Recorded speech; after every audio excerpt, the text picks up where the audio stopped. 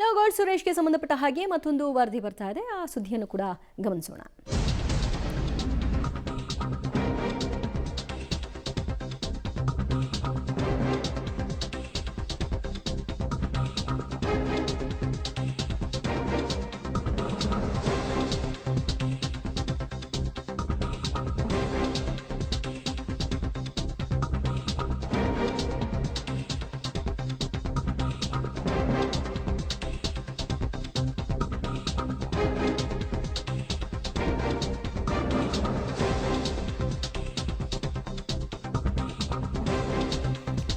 ಯುವಕರಿಗೆ ವಂಚನೆ ಮಾಡಿದ್ರ ಬಿಗ್ ಬಾಸ್ನ ಸ್ಪರ್ಧಿ ಗೋಲ್ಡ್ ಸುರೇಶ್ ಅನ್ನುವಂತಹ ಪ್ರಶ್ನೆ ಕಾರಣ. ಮಾನ್ವೀಯ ಯುವಕ ಮೈನುದ್ದೀನ್ಗೆ 14 ಲಕ್ಷ ವಂಚನೆ ಆರೋಪ ಕೇಳಿಬರ್ತಾ ಇದೆ. ಕೇಬಲ್ ಬಾಕ್ಸ್ ಸೆಟಪ್ ಮಾಡ್ಕೊಡ್ತೀನಿ ಅಂತ ಹೇಳಿ 2017ರಲ್ಲಿ ಮಾತು ಕೊಟ್ಟಿದ್ರು. ಆದರೆ 4 ಲಕ್ಷ ಅಡ್ವಾನ್ಸ್ ಕೊಟ್ಟಿದ್ದೀನಿ ಅಂತ ಮೈನುದ್ದೀನ್ ಹೇಳ್ತಾ ಇದ್ದಾರೆ. ಅಗ್ರಿಮೆಂಟ್ ಕೂಡ ಆಗಿತ್ತು, ಇಲ್ಲಿಯವರೆಗೂ ಕೂಡ ಕೆಲಸ ಆಗಿಲ್ಲ ಅನ್ನೋದಕ್ಕೆ ಮೈನುದ್ದೀನ್ ಒಂದಷ್ಟು ಸಾಕ್ಷ್ಯಗಳನ್ನ ಕೊಡ್ತಾ ಇದ್ದಾರೆ ಅವರಿಗೆ ಹಣ ಟ್ರಾನ್ಸಾಕ್ಷನ್ ಮಾಡಿದ್ದಕ್ಕೆ.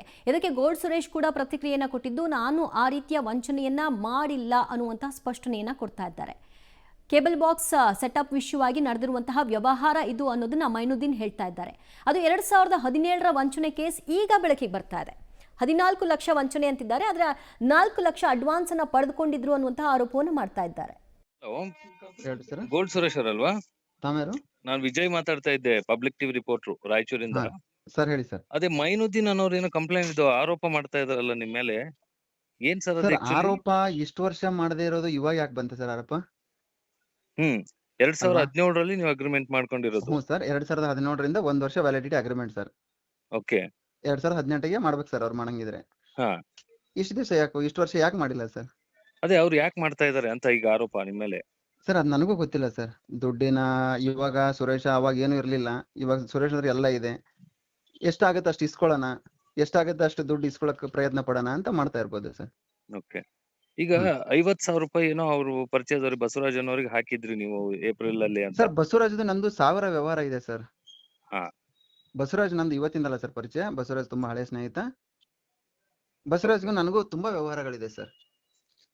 ಓಕೆ. ಅಂದ್ರೆ ಮೈನುದ್ದೀನ್ ಸಂಬಂಧ 50,000 ನೀವು ಹಾಕಿಲ್ಲ? ಮೈನುದ್ದೀನ್ಗೂ ನನಗೂ ಈ ವಿಷಯವಾಗಿ ನಾನು ಯಾವುದೇ ತರದ ಕಮ್ಯುನಿಕೇಟ್ ಇಲ್ಲ ಸರ್. ಓಕೆ.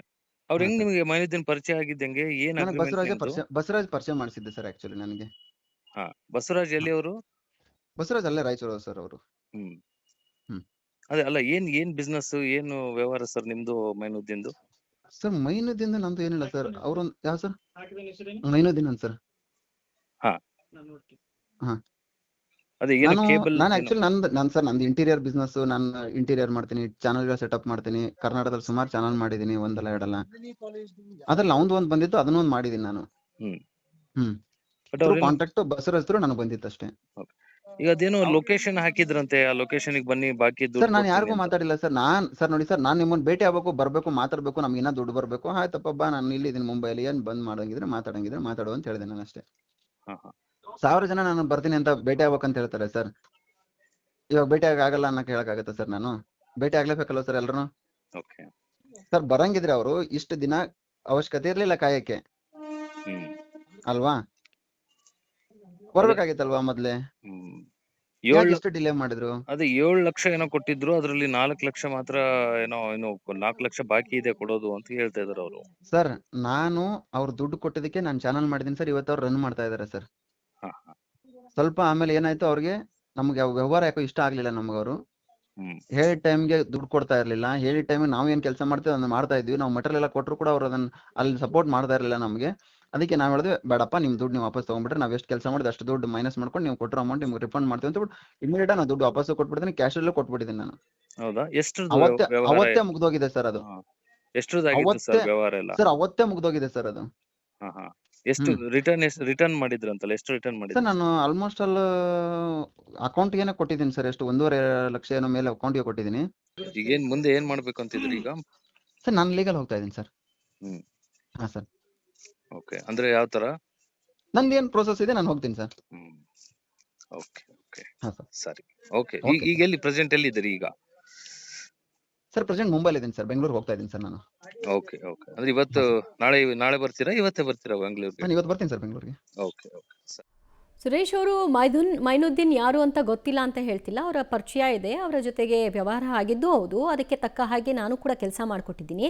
ಅದಾದ ನಂತರದಲ್ಲಿ ನಮ್ಮ ಇಬ್ಬರ ನಡುವೆ ವ್ಯವಹಾರಗಳು ಅಷ್ಟು ಚೆನ್ನಾಗಿಲ್ಲ ಅಂತ ಅಂದಾಗ ನಾವು ಬೇರ್ಪಟ್ಟಿದ್ದೀವಿ. ಈಗ ನಾನು ಸೆಟಪ್ ಮಾಡಿಕೊಟ್ಟಂತಹ ಆ ಒಂದು ಏನು ಚಾನಲ್ ಇದೆ ಅದನ್ನು ಅವ್ರನ್ನ ರನ್ ಮಾಡ್ತಾ ಇದ್ದಾರೆ.